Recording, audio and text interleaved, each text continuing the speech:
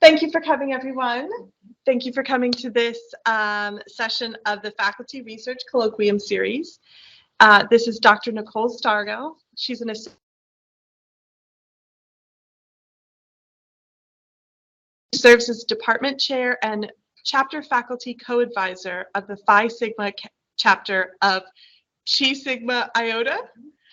She is a member of the UNCP Institutional Review Board and the editorial board for Counseling Outcome Research and Evaluation and Teaching and Supervision in Counseling. Nicole Stargell earned her doctoral degree from the University of North Carolina at Greensboro and her master's degree from Youngstown State University in Ohio. She's a licensed clinical mental health counselor, a licensed school counselor, a board-certified telemental health provider, and a national certified counselor. Her counseling specialties include telecounseling, diagnosis and treatment, and grief and loss. Thank you for being here today. Thank you so much for having me. Okay, and thanks to everybody who is joining in the room here. We have some good company and then also online, so thank you. And I have some, slides prepared. Definitely, we have an hour to talk together, and I think an ultimate purpose of this is for us to connect, to maybe talk about further research, how we could dig deeper into this. And so please feel free to ask questions, provide feedback or comments. If you put something into the chat, I've asked to kind of have that read as soon as possible. So we're trying to check in, see if there's anything like chat comments, chat questions. Sometimes I think it's more helpful to kind of do it as we go along instead of waiting until the end. So if anybody has discussion points or additions, like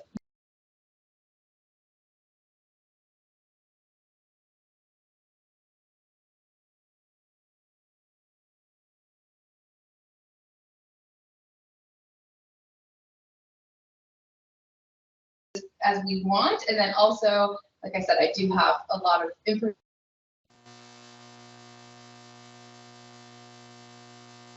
And just to let you know what we're doing in the Department of Counseling. So as was mentioned, I am an associate professor in the Department of Counseling, and all of the other individuals on this list here are from different universities, at Wheaton College, Hope College, all across the nation, and in Georgia State. So one of my colleagues who I went to a doctoral program with contacted me to see if we could collect some data, do some analyses, and so that's kind of how this project was born. This is the third article from the data that we collected, so I might talk about that a little bit, but more so talk about how we came about the current research, which is talking about spiritual well-being and trying to figure out how we can predict that. So as professional counselors, if we can predict how to increase wellness, that's really one of the top goal of counseling. And we could really kind of hang on to these concrete factors instead of saying like, well, how, we know that counseling is individualized and it will look different for every individual, but we have these kind of broad factors that we can focus on. So that's pretty much the purpose here today. So we'll talk about the literature behind, and supporting this idea, the hypotheses we made, methods, results, and a discussion. So again, feel free to jump in at any point. So counseling is a relationship between two individuals that works to promote wellness. And so in terms of these definitions, we're talking about things that might get in the way of an individual's mental health and wellness. And we also understand that everything is connected. So your physical wellness is connected to your mental health, your financial wellness is connected. And so we really look holistically and developmentally at each individual. So we're talking about this idea of crisis, which is an event or a situation that's intolerable. And in fact, when you talk about crisis, it's something that exceeds your current coping mechanisms. So with that being said, what might be a crisis to me might not be a crisis to somebody else, depending on if you've experienced it before, if you have the resources to deal with it. So again, back to this really individualized idea that every individual experiences things differently. A trans crisis is a continuous state of crisis. So a crisis happens like it's a time point, whereas trans crisis continues over time. As I'm thinking about it, COVID really kind of fits into this idea of a trans crisis, that it continued over time, and some individuals didn't have the resources to cope with it, which is actually a crisis, and it worked to apply it to our COVID-19 experience. And then a trauma is an emotional response to a crisis. And so again, depending on your resources, your reserves, the way that you interpret your past traumas, individuals will have different responses to different sorts of crises. So what's really interesting is that the United States has experienced over 310 individual disasters that each resulted in at least $1 billion worth of damage. So when we're talking about crisis and trans crisis, that is something where we can look at in terms of weather and climate related disasters. And we know here we experienced multiple hurricanes, kind of 2 in a row, in fact, that was kind of unique. Just in the, I wouldn't be able to say that if things are increasing, but it was kind of a unique experience for those to happen in such a close period of time. So then also looking at COVID-19 and how that is actually a traumatic stressor as well. And then also we are looking at, so, the crisis is the event itself. The trans crisis happens over time. So a crisis might be a flood, a hurricane, those sorts of things. And then the trauma is that emotional response to the crisis. And we know that trauma, when you are faced with a hurdle that's bigger than your resources, it can be associated with feelings of fear, long-term anxiety, residual depression, anger, aggression, loss of touch from reality, which we might call like dissociation, and then also just like chronic traumatic stress, right, which relates to your health, and then it's this continual holistic cycle of you're in this traumatic stress response, and so all areas of your life start to suffer. So that kind of supports the reason why it's important to look at these things. Particularly, we started gathering data around floods, and then I pulled it back out when COVID was occurring. So that's how we kind of landed here. When we're talking about these emotional responses, there's a couple of theoretical frameworks that we can use to try to understand how do we rise above these things, what would be helpful therapeutic in terms of post-traumatic growth. And so you have this idea of existentialism of our search for meaning in life. And so these are kind of the foundations of why we chose the measures that we chose, how the hypotheses kind of came together.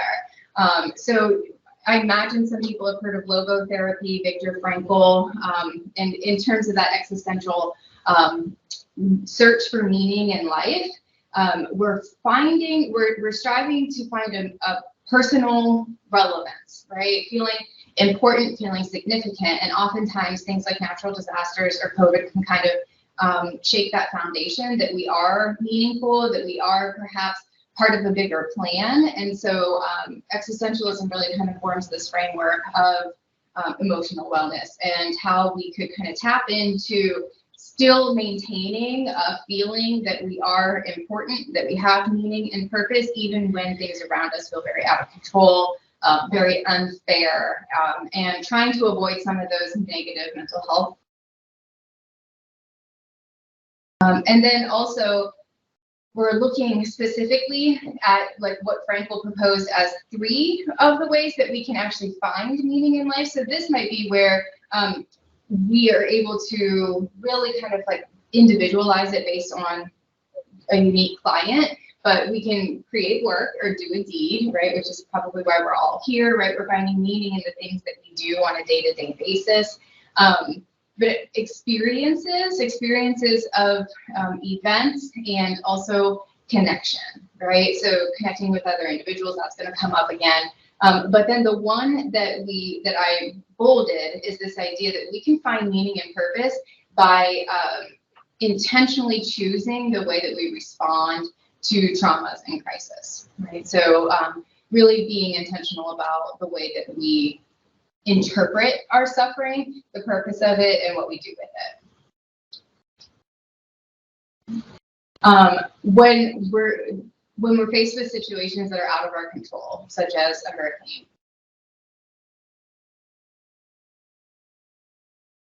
adapt, right? So really harnessing resources and coping skills so that we are able to make a meaningful response and avoid a traumatic stress response.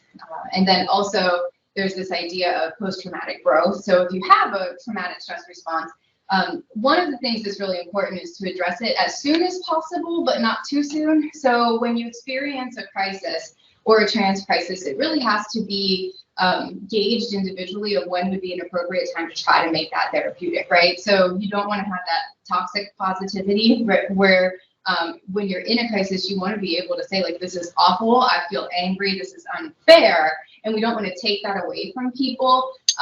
Also, that traumatic stress response, it's a protective factor. So if we're going to be continually faced with stress, then we need to kind of maybe keep up that hypervigilance and that kind of harder exterior so that we're able to continue coping with something. So it would be up to a mental health professional to determine when an individual is still in crisis or trans crisis, and then when we can also, or alternatively start to push for post-traumatic growth. So that is something that's really interesting because it's kind of in terms of neurodevelopment, neuroplasticity, it's kind of a fine area where you don't want to push too soon and invalidate what a person experiences because that can cause trauma.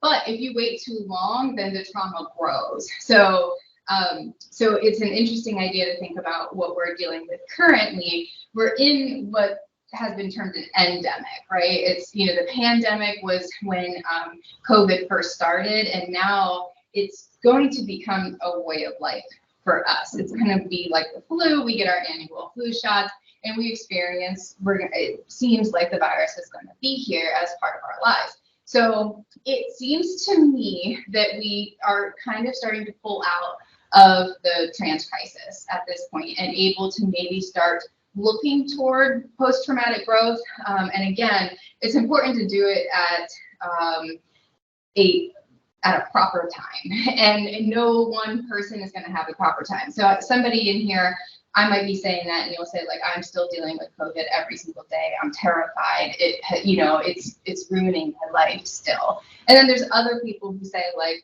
I've had COVID twice. I haven't lost anybody who I really like. It hasn't affected me that seriously, and I'm okay with it, right? I feel, and so those two people are going to have very different windows of when we need to address the first individual. It's not time yet, right? Whereas with the other individual, the way I described it, they might not even have a trauma response at all. So they'd be on two opposite ends of the spectrum.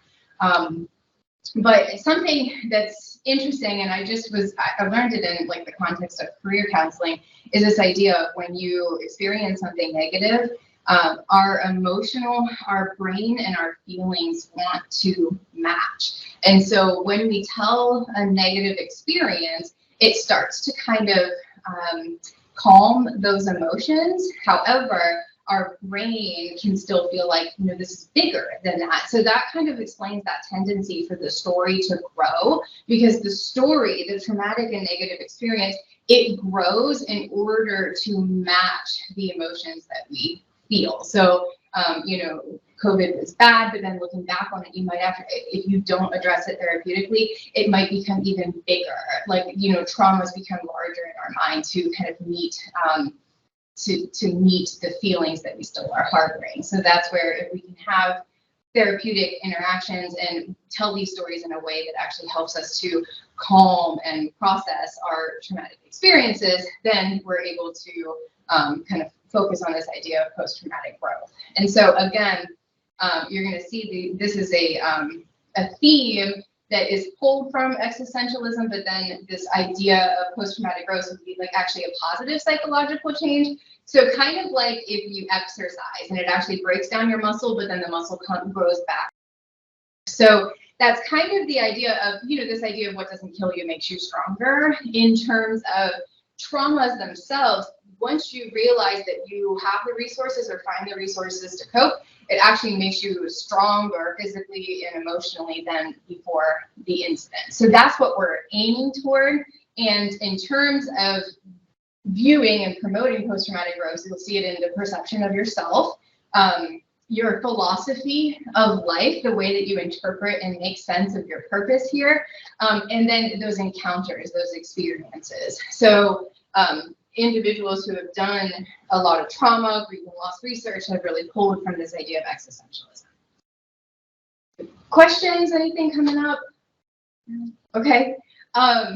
So, and then also related to that, I find with newer counselors, we're really focusing on concrete skills, right? So there's things like just foundational helping skills, sitting with your body open and square, getting rid of anything blocking, whether it be like a desk in the middle or a notebook that you're clinging to, so some of those like soft physical skills. And then also we're really focusing on reflections, paraphrasing, right? So you went to the store today, right? Just saying back to them, the client, what they're saying, and then pausing and stopping, using a lot of silence, so just some really like foundational counseling skills. And then so with our professional counselors, they do 700 hours in the field, actually, sitting with clients. And then once we graduate, we do 3,000 more. So what we find with our students, it's a great thing if by their third field placement, their second internship, because practicum first, is if they're able to start applying some of the more concrete theoretical foundations, right? So we expect them to have those soft skills mastered by practicum. That's like that first little experience. As they enter into internship one, we're wanting them to really those more concrete ones like cognitive behavioral theory and things that are easy to latch onto, manualized worksheets, right? You can trace things visually. But something like working with trauma, existentialism, that tends to solidify or become more tangible, even though it's a very intangible idea, in those 3,000 hours after you graduate. So it's a little bit more of an advanced skill, and that's perfectly fine because it's time bound. So when you're working with a client who may experience trauma, you're going to first focus on those foundational helping skills and connecting with them, building that relationship. And then you're probably going to go to some of those more concrete things, behaviors. How can you increase like wellness behaviors in your life? How can you kind of reframe irrational thoughts? And that's where most clients come to us, right, with those like real concrete needs. And then you've got clients who, when you peel away all of that, when you get that all squared away, almost any presenting concern, whether it's anxiety, relationship concerns, it tends to come back down to this like this term we call existential dread. And it's not an easy thing to address, right? So I suppose the point of saying that is you can view almost any mental health concern in terms of grief and loss, having things or wanting things, having things and losing them, or wanting things that you've never been able to get. And so that is a grief and loss framework. And ultimately, when we peel away the day-to-day routine, the concrete behaviors, those thoughts that are right in the forefront, then we can kind of start to dig deeper into these ideas of how do you see yourself. And I'll actually kind of back to what is your purpose, right? What is your meaning in life? What is your spiritual framework? So that is going to bring me to our kind of our idea of spiritual well-being, which is the title today, trying to find facts.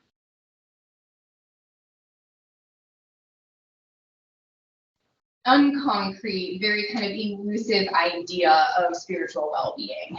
So to continue down this path, we talked about encounters and experiences, and even this previous slide, number 2 is that interpersonal functioning and relationships. So the next kind of theory that we pulled in is Adlerian theory, which is, it has some very, very concrete interventions like a lifestyle assessment and family constellation and things like that. But Adlerian theory at heart is actually it's a humanistic, and it is an elusive theory in itself as well. So that's the purpose of this research, is try to find concrete variables that can kind of explain this kind of elusive type of idea. So Adler is the founder of individual psychology, and when it talks about individual psychology, it might sound like that means a person like alone on an island, but what it actually means is looking at each individual uniquely and understanding how they operate in this social context. So, for example, I wouldn't need a name if I was the only person on Earth. In fact, I'm sure I wouldn't have one, right? And so just this idea of, who we are as humans is inherently intertwined with other people in society. All human questions are embedded in 3 major problems, according to Adler. Problems of community life, so working with individuals, of our work life, and so that goes back to this existential idea of what do we do, right? And then of love, again, connecting with individuals, loving ourselves. So we can kind of use Adler's theoretical foundation also to try to start saying, how do we promote wellness in a very concrete way? And so that's one of the factors that we were able to pull out and isolate and measure is social support. So how does, how does social support relate to or potentially predict spiritual well-being? So that is one of the factors that we came up with. So social interest is a concept from Adler. Sometimes it's just called socio, and it's a spontaneous social connection. And so it's kind of easy to see why we would hypothesize that social support, social connection is going to be related to wellness. And so we wanted to look specifically at a population that had recently experienced a crisis and potentially are in that kind of sweet spot of trauma, that maybe they are not still in a trans crisis, but they also are experiencing some sort of trauma concerns. How does social support show up right there in that spot at that time? And then also looking at this potential of being able to develop a very concrete thing that we can hang on to and promote with each of our clients in unique ways. Do you mind if I have a question about how this might look different in a society that prides itself on individualism, where, certain areas of the country, and this country in particular, is very independent, and you put some of your self-identity in being an independent person. And if you're suggesting that the need is very social, do you find a lot of pushback with either your students or with clients with this idea? Yes, and it is a really important thing to note is that we collected data in a Southeastern public institution where individuals might have a greater sense of community because, and I'll kind of talk about demographics, but the demographics of where the data was collected, the individuals were highly invested in religion, right? And so religion is one of those social constructs, right? Kind of like the golden rule and that sort of thing. But depending on their religious and spiritual beliefs, it is going to look different. Absolutely. So an idea about replicating this study would be to look at individuals in different cultures, like more collectivist cultures. And we definitely have talked about that in terms of when you did my intro, the Chi Sigma Iota, it's an international organization. And so we might have access to populations who would complete a similar survey and set of instruments. It gets a little bit tricky with having it focused around a trauma, right? Because we're looking specifically, so we know in the US, we know social support, just like Adler said, 50 years ago, we know social support contributes to wellness, but how does it show up when you've experienced a trauma about 5 weeks out from it? And so yes, it would be important to replicate that with or without the trauma piece, because it would be really interesting to know, does that idea of does the idea of individual identity change or differ? Because on one hand, like you said, my identity is informed by my social relationships? And then also how do those social relationships inform, so vice versa. Yeah, that's an excellent question and point. So something to definitely talk about, and and looking at, is Adler's theory supported in, it would only be more so supported in like a collectivist culture, whereas I think something that is a key takeaway of this current research, individualistic culture, right? We need to remember how important that social connection is, because it does show up in the data as a pretty significant predictor of spiritual well-being after a trauma, during a trauma. Thank you. Okay, so all of that to build up to say that we're looking at this concept of spiritual well-being. So not like overall wellness, right? Overall wellness would include like your relationships, your personal understanding, your physical wellness, your career wellness, your financial wellness. But we're really wanting to isolate this idea of spiritual well-being to see if we can focus on that specific context of existentialism, right? Where do you find meaning and purpose? Does that inform how you interpret these experiences of trauma? And outside of the context of trauma, we have found that 3 very consistent predictors of well-being include positive religious coping, which is different than spirituality. So spirituality is like the way that you connect with a higher power, the way that you understand and feel and experience things. And then your religion is the way that you carry that out and kind of make it operational. And so positive religious coping, I'll talk about it in a little bit, but it's the way that you kind of interpret and voice it and enact your spiritual beliefs. Negative religious coping would be feeling angry, feeling taken advantage of, feeling as though you don't matter, where, a loss of connection with a higher power. Positive religious coping would be not spiritual bypass, where an individual would say, like, it's out of my hands, I'm doing nothing, right?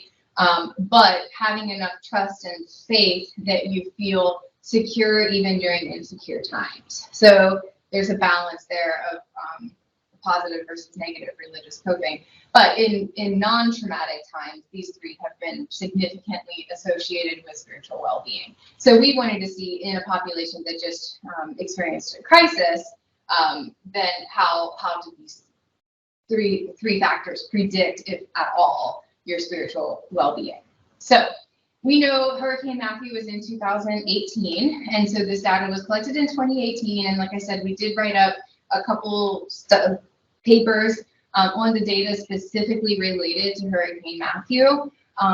We had 180 completed sets of assessments with no missing data and passing all validity checks. And so it definitely had enough power. We ran a multiple linear regression, so it was ample power to run that regression. And again, our goal was to determine if these 3 factors that have been found to be predictors of spiritual well-being in a non-traumatic sample, if those would also show up 5 weeks after this crisis. And then again, linking it to COVID-19, we would say is kind of a trans crisis, but also if we are in this endemic stage, maybe we would look back at those first couple of years as a crisis, and we're kind of easing into something that looks more like a time that we can kind of work toward that post-traumatic growth, if possible. All right. So this idea of spiritual well-being is that we're tasked to promote all wellness, but we know that spiritual well-being itself specifically is very important in times of trauma and a pretty strong predictor of overall mental health. So with individuals who are experiencing something a little bit more along the terms of like a trans crisis, something that's not a point in time but ongoing, such as cancer, palliative or like end of life care, and then also COVID-19. So in that sense, we're looking to replicate Norpour's study of is spiritual well-being an important factor to individuals currently within this epidemic or endemic. And also important to note that 80% of individuals on this entire world do identify as religious or spiritual, right? And so they're it's going to be really important to kind of see how those two things go together. Okay, so there is a 5-factor wellness model based on Adler's individual counseling, and it's called the 5-factor indivisible self model.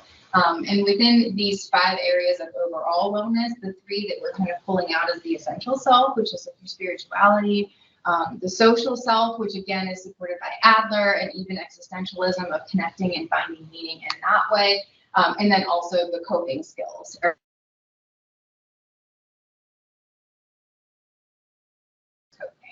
So again, we are focusing on spiritual well-being instead of overall well-being because it has been found to be a significant predictor of wellness in individuals who have experienced trauma.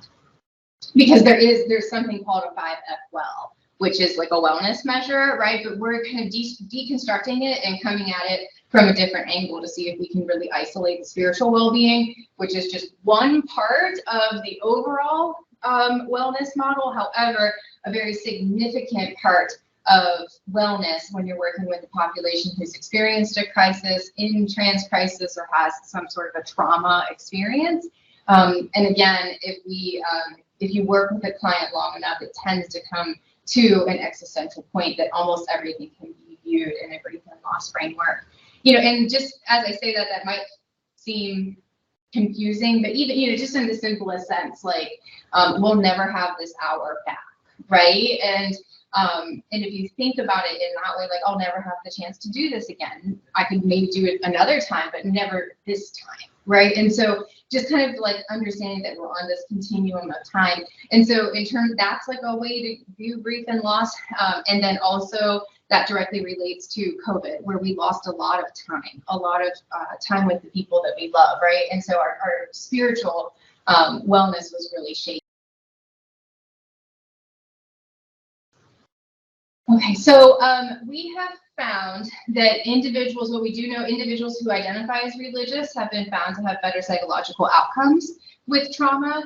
And then also that there is such a thing, though, as negative religious coping that can actually increase your trauma response or be very unhelpful, right? So also knowing that religion is not always helpful because there's this idea of spiritual bypass, and then there's also negative religious coping. So although we know that religion can be a very helpful protective factor, we wanted to know, does this negative religious coping, positive religious coping, can we break it up? And so our assessment has like 2 factors, 2 subscales, so that we can really look at this interaction between the negative and the positive religious coping. So negative religious coping is feelings of insecurity, anger, resentment, feeling insignificant, feeling like you have no purpose. And that really does lead to lower mental health, especially in times of crisis, like women with breast cancer, people with depression, which could be viewed as a trans crisis. And so we want to know what's the relationship of religious coping with spiritual well-being, specifically in a population 5 weeks after a crisis. So social support, we know it's a protective factor. It's a wellness factor in all mental health, but especially after times of trauma. And so we want to look specifically at this population. What is the relationship between social support? Is it able to predict spiritual well-being? And we think it will, because we know that that social connection and social support is supported based on 3 different types of theories that kind of speak to grief and loss: existentialism, Adlerian theory, and then also the 5-factor wellness that's based off of Adlerian theory. So essentially 2, right? Adlerian and existential. Okay, and then this meaning in life, right? So really pulling from that existential foundation of what's your sense of purpose. And meaning in life has been associated with greater psychological outcomes after a disaster, so we wanted to see if it was replicated in this study as well, specifically at a public minority serving institution in the Southeast, where religion is reported as very important to a lot of individuals. So hypotheses: negative religious coping would be associated with reduced spiritual well-being, positive with increased spiritual well-being. A search, so in terms of meaning for life, we've got 2 subscales there too: searching for it, like I don't have it, but I'm actively looking for it, and then also I have it, the presence of meaning in life. So those are the 2 subscales there. And we thought that that would be, if you're searching for it, it would be associated with reduced spiritual well-being, but having it would be associated, a predictor, because regressions allow you to predict. So we were thinking that if you have it, if you have a strong sense of meaning, then you would have be able to predict increased spiritual well-being. And then also we thought increased social support would be associated with increased spiritual well-being. So the assessment itself really focuses on positive social support, not social obligations or things that are draining. So the measure itself is very specific about its social support, not just any type of social engagement. So we collected these 180 surveys from individuals from, like I said, a diverse state university in the Southeast. The age range was from 18 to 61, but the mean age, average age, 26. So kind of a young population. 21% male, so like roughly 22% male, and 75% female. So definitely skewed who responded to the survey. In the literature, females have been found to be more religious and spiritual. So that's not only going to affect this next slide where we're saying here, let me just skip forward. That's going to affect here where we see 64% of individuals view religion as very important. Probably because of maybe 3 reasons: location of where we collected the data, also the high female sample, because females do just historically report as being higher in religiosity, and then also they're the ones who were interested enough to complete the surveys, right? So there's a lot of reasons why we're getting a population that is going to be inherently religious in a sense. So back to that, we've got also, like, you know, in terms of social support, we wanted to be able to control for if you're married and your status in terms of like the one intimate partner, somebody who can help you. It's been found in literature that, you know, having a trusting individual who is a constant source of connection to you can really increase your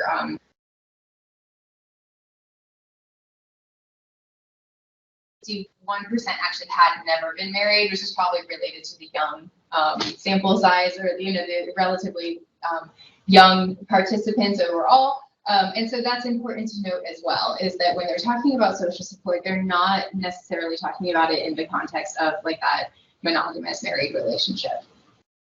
Okay.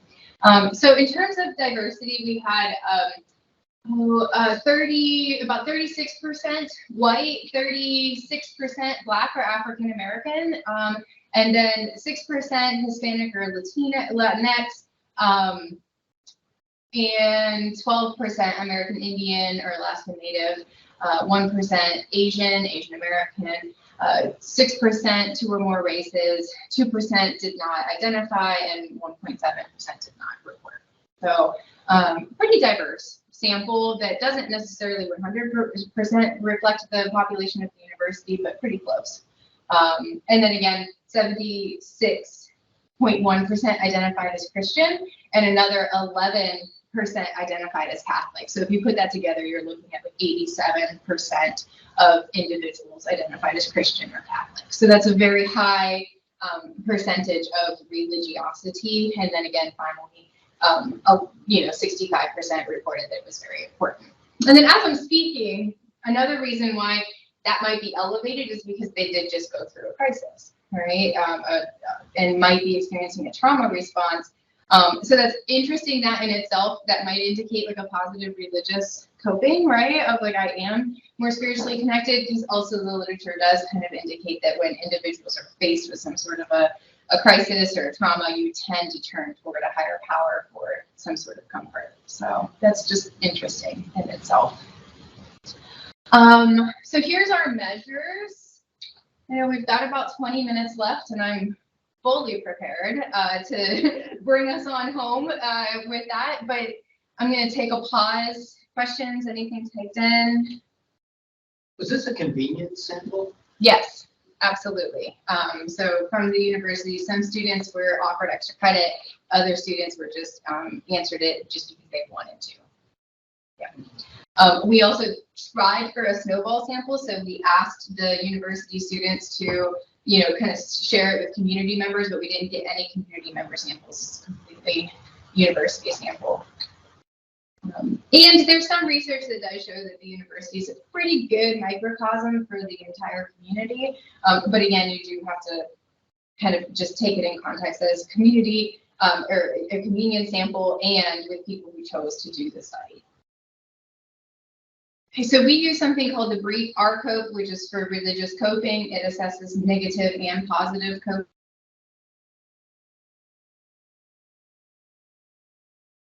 Validated with validity and reliability. And then we also reran the reliability, the alpha coefficients for each measure, and everyone was above like 0.8 or above, which is strong reliability. And so that's also another contribution that we're making through this article specifically, is kind of adding additional reliability data for other people who want to use these instruments. You'll see that they're the spiritual well-being scale, that one's pretty old, 83, right? So like literally 50 years old. The rest though, still relatively old as well. So kind of tried and true instruments, and also we're using them in a unique way, but hopefully this could be replicated perhaps with other samples.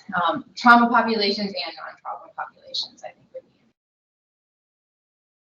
Okay, so we used a histogram to confirm normal distribution. We also did a Bonferroni correction to kind of try to account for multicollinearity, and we still had very strong account for the variation, like a predictive coefficient. So we did not actually use the Bonferroni. We just kind of went with our original data, because in this model, the model itself accounts for about 60% of spiritual well-being. So our 3 predictive factors that actually break out into 5, because there's 2 subscales on 2 of them, they actually were able to predict about 60% of spiritual well-being in this specific sample. So it was not much different with the Bonferroni. It was like maybe 58. So we just kind of stuck with the original. So what we did find, and I'm actually going to skip that part and I'll come back to it, but here's the regression table, and you'll see along the very right side is the significance. So in our field, we tend to look at 0.05 as significant in terms of statistics, so statistically significant, and then that gives us a little bit of leverage to kind of find some clinical significance as well. So the model, the overall model was significant at like the 0.001 level. And then the only factor that was not significant was the search for meaning in life. And we had predicted that it would negatively predict spiritual well-being.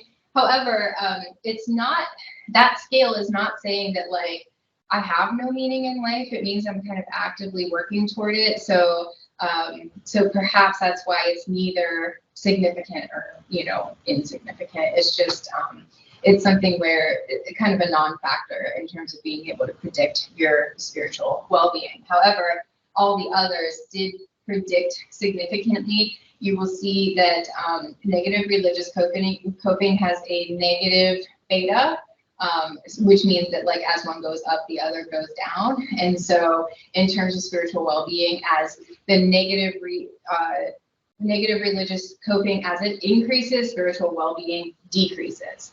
For all the others that are significant, as one increases, the other increases. So for positive religious coping, as it goes up, also does the predictive value of spiritual well-being. Same for presence of meaning in life, so having a strong kind of existential meaning And then also for your social support. We did find that in this population, those factors that have been found to be consistent predictors of spiritual well-being, whether in a trauma population or not, did experience similar factors that could be concretely kind of harnessed and used to support individuals' spiritual well-being, which is essential when an individual is experiencing a crisis or a trauma response. Questions about that? Okay. All right. So, talking about some implications, and I kind of wove them throughout in terms of the clinical significance of this study and what we can do. So this one is going to go in a professional counseling journal. So it has not been submitted. I'd love to say it's like in press, but hopefully very soon. However, we haven't submitted it yet, but we're definitely going to submit it to a professional counseling journal as opposed to a different field. The first two were published in like a religious studies journal, which is a little bit different. So that was another reason. Not only did I felt like during COVID-19, I was like, I have this data that seems like it would be really important to just extend and try to talk about in terms of COVID-19. So really that's where it comes in is with the implications, because the data was collected from a population that was experiencing a hurricane, and it was pre-COVID times, right? So that's a huge consideration for interpretations. We can't say specifically that this would apply the same to even if we collected the same data again at the same university, because COVID-19 was a totally different experience. However, there are some similarities that I think are important to look at, and a lot of research is coming out to show that social support is a key factor. So, just kind of taking it to a broader idea, social support is a key predictor of spiritual well-being, especially in individuals experiencing trauma. And the trans crisis of COVID-19 took away that very coping skill, right? And so it just feels it's very relevant and very important to talk with our clients about how they can maintain social support, not social interactions that drain them or, are challenging to them, but how do we find social support that is energizing, supportive, consistent, reliable, gives us a sense of meaning in life, which is easier said than done, right? So if we look at like counseling outcomes, we know that a good portion of outcomes comes from the therapeutic relationship itself. And then also on top of that, there's a placebo effect of just like, I care about this enough that I'm going to counseling. That also contributes to outcome.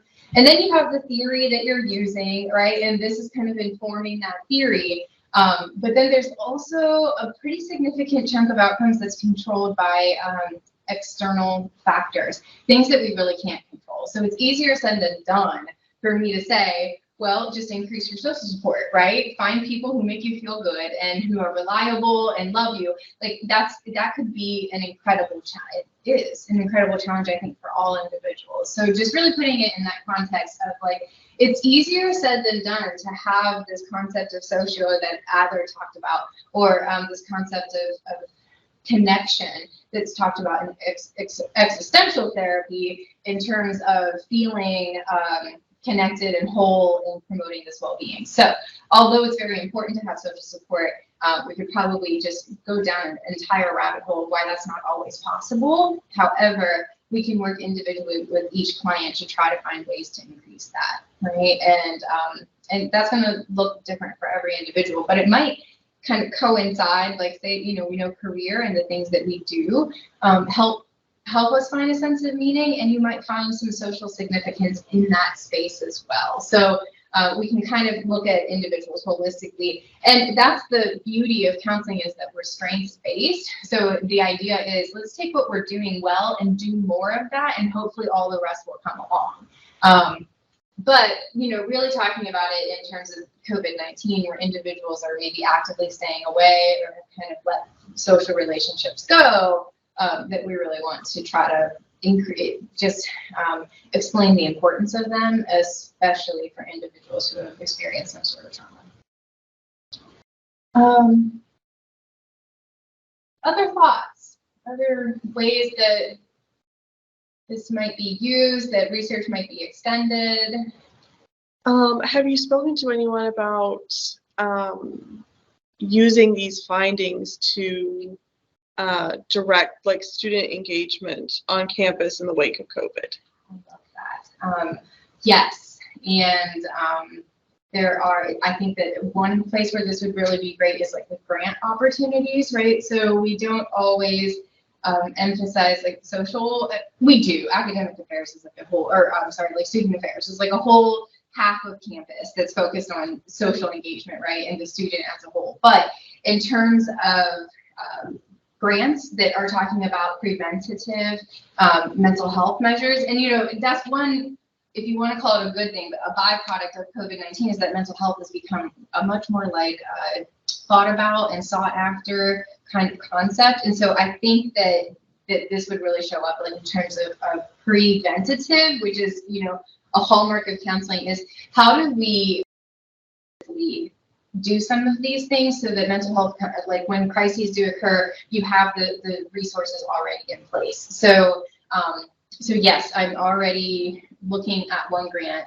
or kind of working on one grant that talks about preemptively. Actually, it's an interesting one. I hope we get it. Paying students to go to social events on campus, right? So whether it is like at the academic tutoring, or whether it is through GSO or like grad student organizations, but really like actually loading grade bucks onto their card for every event that they go to. And then, you know, kind of, so that would be like a data collection opportunity as well, because they would explain, how was the social event, you know, how was it? Did you make any meaningful social connections? And also one thing I'm interested in is what would you have been doing if you weren't doing yoga at the rec center, right? And so kind of gauging also like, that's like a separate unhealthy coping skills, right? But like, are some of those falling off if you would be like eating chips and watching TV? And instead, not only are you making social connections, but you're also doing like physical wellness stuff too. So I do think that it's really important to talk about preemptive mental health, which is really, so counseling doesn't like fall into the medical model of like, you have depression, let's address it. It's really this wellness holistic based model. The only challenge is, and I think why I bring up grants specifically, is because we can't bill insurance unless there's a diagnosis, right? So the funding for preventative care is probably just going to come in the form of grants. That is right. That is right. Yes. Yes, and Dr. Mock is our School of Ed grant liaison, does a really great job pushing grants forward.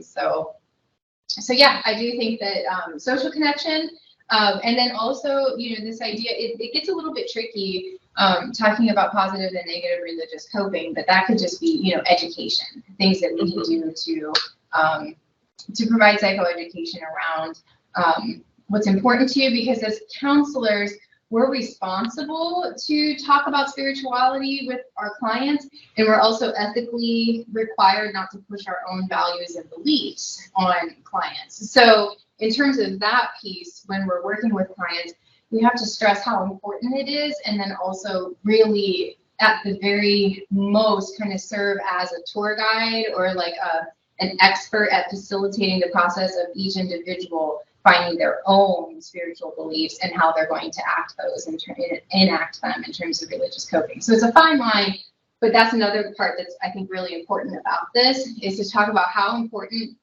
positive religious coping is, what that looks like so that we can educate clients, but also walking that fine line of we're not going to tell them, oh, well, you need to believe in a higher power, or you need to believe that you're or that this is not just against you, you know. So that's like a hard fine line that that would probably warrant a bigger discussion.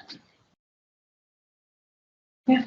Were you able to incorporate any demographic variables into your multivariable regression, or is your power too low when you started to do that? You know, I didn't even do it. So I know that I wanted to, and I probably should. I did a hierarchical. I tried it with a, it was stepwise. So I loaded them in terms of the factors that I thought would be the strongest predictors, but I was only using those 5 subscales.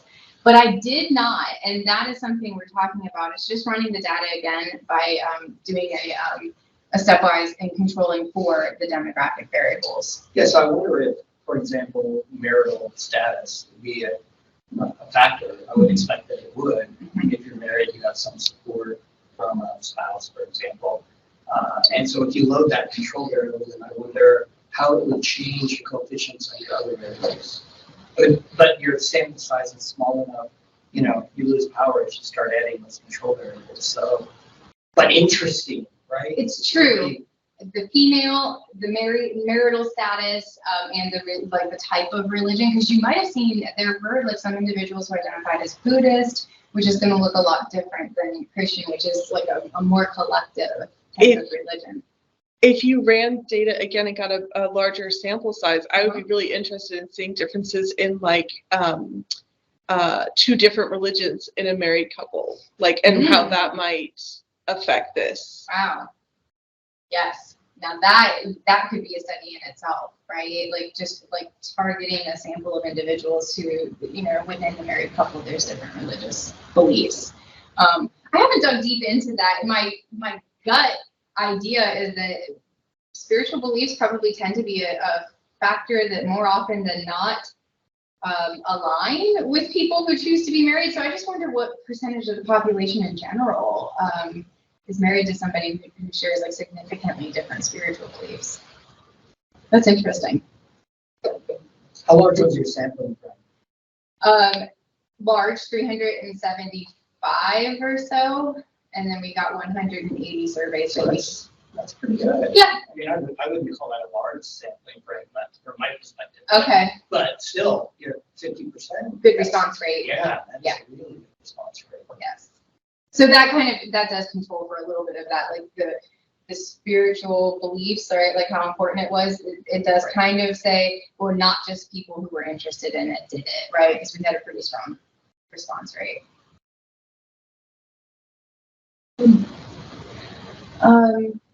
So access social supports, really make sure that we're assessing individuals' religious and spiritual ways and beliefs in a very ethical manner. Attuning to clients' meaning in life, right? And then also, like, we saw that the search for meaning was not a significant predictor of spiritual well-being. However, we can still offer support through that search and kind of knowing that once you have a presence of meaning in life, when you found it, whether that's through career, social considerations, religious coping, spiritual beliefs, then it does kind of support overall wellness. Okay. All right, well, I'm sure that if they have any further follow-up questions, if any of our faculty are interested in collaborating, they can contact Dr. Stargell, because that's the purpose of this That's whole great. activity. So thank you all for coming. I'm going to go